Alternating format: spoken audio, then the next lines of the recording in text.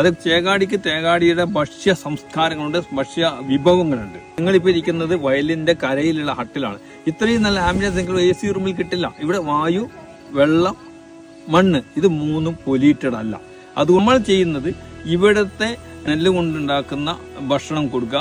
നമുക്ക് home stay ഉണ്ട്, അത് മഡ് ഹൗസ് ആണ്. എല്ലാം ടൂറിസം എന്ന് പറയുന്നത് വിദേശികൾക്കായിക്കോട്ടെ തദ്ദേശീയർക്കൊക്കെ നമ്മൾ കൊടുക്കേണ്ടത് വയനാടിന്റെ തനത് ഫുഡ് സംസ്കാരങ്ങളും അതേപോലെ തന്നെ അനുഷ്ഠാനങ്ങളും. പക്ഷെ ഇവിടെ അത് കിട്ടുന്നില്ല എന്നുള്ളത് നമുക്ക് എല്ലാവർക്കും അറിയാം.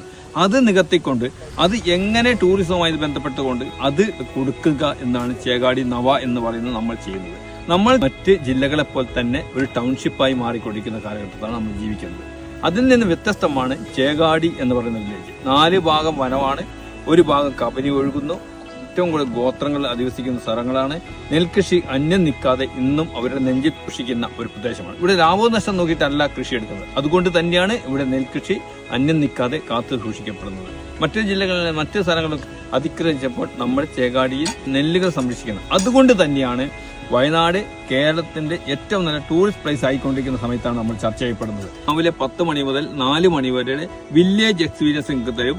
ഗോത്രങ്ങളുടെ വീടുകൾ സന്ദർശിക്കാം, പുഴകളിൽ നിങ്ങൾക്ക് പോയി കാണാം, അനുവദിക്കുന്ന ഗ്രാമപ്രദേശങ്ങളിലെ കാടുകൾ ആസ്വദിക്കാം, അതിനെക്കുറിച്ച് പറഞ്ഞുതരും. നിങ്ങൾക്ക് ഗോത്രങ്ങളുടെ കലാ പരിപാടികൾ ഫോക്കോൾ വേണമെങ്കിൽ അവരുടെ നമ്മൾ അറേഞ്ച്മെന്റ് ചെയ്യും. ഇത് ഫുഡ് ബുക്ക് ചെയ്യുന്നവർക്ക് മാത്രമേ നമ്മൾ ചെയ്യാറുള്ളൂ. ഫുഡും അതുപോലെ തന്നെ ചേകാടിയുടെ വിഭവങ്ങൾ മാത്രമേ കൊടുക്കാറുള്ളൂ. 3 കാര്യങ്ങളാണ് നമ്മൾ ചെയ്യുന്നത്: പൈതൃക നടത്തം, പൈതൃക ഭക്ഷണം, പൈതൃക താമസം. ഇത് 3 ചേകാടി നിങ്ങൾക്ക് കലർപ്പില്ലാതെ ഓഫർ ചെയ്യുന്നു. ഇത് ആസ്വദിക്കാൻ ആളുകൾ വരുന്നു. ഇത് നല്ല ഉറപ്പുണ്ട്, ഇത് ടൂറിസം ഭൂപടത്തിൽ അതിശക്തമായ ഒരു സ്ഥാനം നമുക്ക് കിട്ടും എന്ന കാര്യത്തിൽ യാതൊരു